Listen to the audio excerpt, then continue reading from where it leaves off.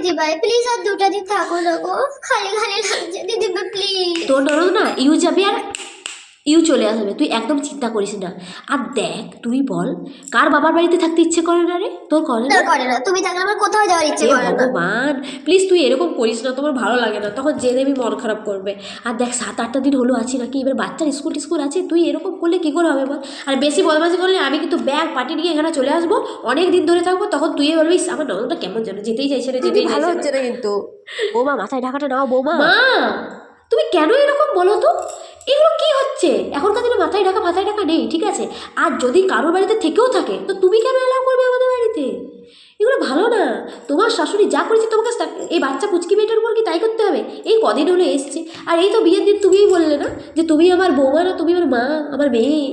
তাহলে এগুলো কেন হচ্ছে? তুমি যদি এরকম করো আমি কিন্তু আর আসবো না, বলে দিচ্ছি পরিষ্কার। ভালো লাগে না জাস্ট। তুমি যদি ওকে মেয়ের মতো দেখো, ও তবেই তোমাকে মায়ের মতো দেখবে, শাশুড়ি না ভেবে। তুমি ওকে বৌমা না, তুমি ওকে মেয়ের ভাবো, বুঝছো তো?